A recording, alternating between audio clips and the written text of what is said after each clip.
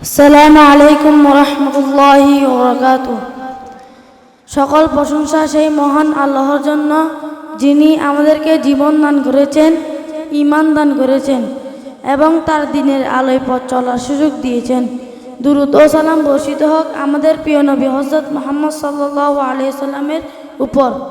আজকের এই সম্মানিত মজলিসের সভাপতি মহোদয়, শ্রদ্ধেয় শিক্ষকবৃন্দ, প্রিয় অতিথিবৃন্দ এবং আমার প্রিয় ভাই ও বোনেরা, আপনাদের সবাইকে জানাই আন্তরিক সালাম ও মুবারকবাদ। প্রিয় শ্রোতাবৃন্দ, আজ আমরা আলোচনা করব ইসলামের ইতিহাসের এক মোড় ঘোরানো ঘটনা, রাসূলুল্লাহ সাল্লাল্লাহু আলাইহি সাল্লামের হিজরত। মক্কার মাটি ছিল তার জন্মভূমি, প্রিয় শহর, কিন্তু সেই শহরে মানুষ তাকে শান্তিতে থাকতে দিল না। তাকে ও তার সাহাবীদের উপর চালানো হলো নির্যাতন, অবরোধ, হত্যার ষড়যন্ত্র। তখন আল্লাহর নির্দেশ এলো, মক্কা ছেড়ে মদিনায় চলে যাও।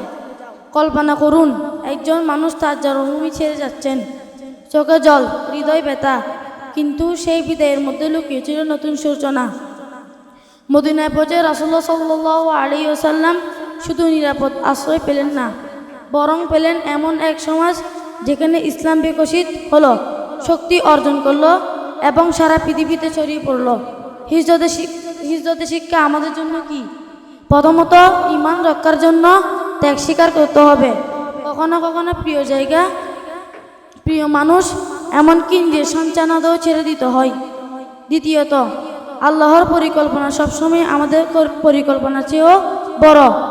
মক্কা থেকে বিদায় ছিল কষ্টকর, কিন্তু সেই বিদায় ইসলাম বিজয়ের দরজা খুলে দিল। তৃতীয়ত, হিজরত মানে শুধু স্থান পরিবর্তন নয়, বরং মানসিক পরিবর্তনও। মক্কা থেকে মদিনা যাত্রা ছিল অন্ধকার থেকে আলো পথে যাত্রা, দুর্বলতা থেকে শক্তির পথে যাত্রা। চতুর্থত, হিজরত আমাদের শিখায় কোনো কষ্ট স্থায়ী নয়, ধৈর্য ও ত্যাগ। আল্লাহর ভরসা রাখলে প্রতিটি কষ্ট একদিন আশীর্বাদের রূপ নেই। প্রিয় ভাই ও বোনেরা, আমাদের জীবনে হিজরতের শিক্ষা প্রযোজ্য।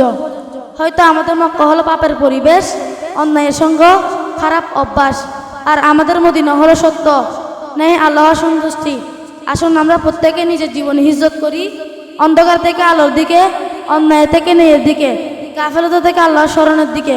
তখনই আমাদের জীবন হবে সফল, আমাদের সমাজ হবে আলোকিত, আর আমাদের ভবিষ্যৎ হবে আশায় আরো বড়। আমিন ওয়া আখিরু দাওয়ানা আলহামদুলিল্লাহি রাব্বিল আলামিন। আসসালামু আলাইকুম ওয়া রাহমাতুল্লাহি ওয়া বারাকাতুহু।